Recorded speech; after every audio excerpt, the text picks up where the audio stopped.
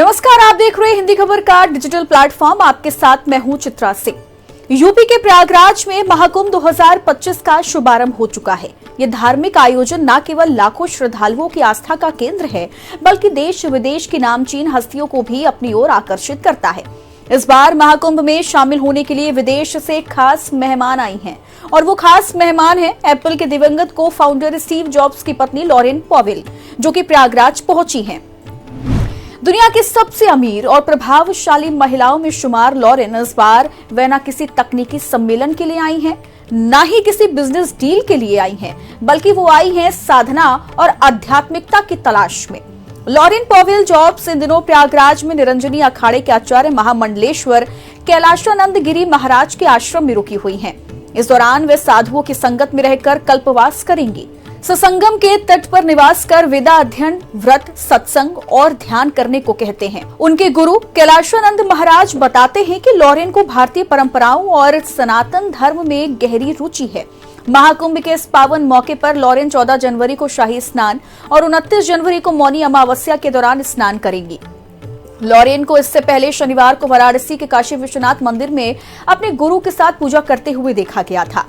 महाकुंभ में Lauren jobs के आगमन पर पुजारी ने कहा कि उन्हें मंदिर के बाहर से शिवलिंग के दर्शन कराए गए, क्योंकि किसी अन्य हिंदू को भगवान शिव के पवित्र प्रतीक को छूने की अनुमति नहीं है। भारतीय परिधान पहने लॉरेन ने काशी विश्वनाथ मंदिर के गर्भगृह के बाहर से पूजा अर्चना की।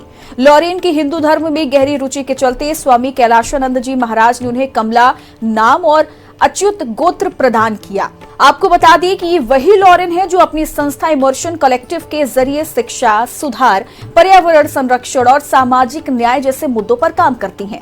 लॉरेन का ये कदम उनकी आध्यात्मिक यात्रा को दिखाता है। लेकिन क्या आप जानते हैं कि ये रुचि उनके दिवंगत पति स्टीव जॉब्स से जुड़ी हुई है? 1974 में स्टीव जॉब्स खुद भारत आए थे। उनकी यात्रा का उद्देश्य था जीवन के गहरे सवालों का उत्तर खोजना। नीम करौली बाबा के कैची धाम आश्रम में बिताए उनके दिन आज भी चर्चाओं का हिस्सा है। यही नहीं, परमहंस योगानंद की किताब ऑटोबायोग्राफी ऑफ अ योगी में स्टीव के जीवन को दिशा देने वाली किताबों में सबसे ऊपर है। स्टीव जॉब्स ने जिस आध्यात्मिकता की तलाश की, लगता है कि अब उनकी पत्नी लॉरेन पॉवेल जॉब्स उसी राह पर चल पड़ी हैं। महाकुंभ जैसे आयोजन न केवल भारत की आस्था और परंपरा का प्रतीक हैं, बल्कि ये भी दिखाते हैं कि भारतीय संस्कृति का प्रभाव विश्व स्तर पर कितना गहरा है। लॉरेन पॉवेल का महाकुंभ में शामिल होना उनके लिए एक आध्यात्मिक यात्रा और भारतीय संस्कृति के लिए गौरवशाली क्षण है। 17 दिनों तक साधुओं की संगत में साधना और ध्यान करते हुए वो यहाँ की परंपराओं को गहराई से समझेंगे। ये अनुभव न केवल उनके लिए यादगार होगा, बल्कि भारतीय संस्कृति को एक नए दृष्टिकोण से देखने का मौका भी देगा। ये है भारतीय संस्कृति की खासियत। ये न केवल यहाँ के लोगों को जोड़ती है, बल्कि दुनिया भर के लोगों को भी आध्यात्मिकता के इस अनमोल खजाने का हिस्सा बनाती है।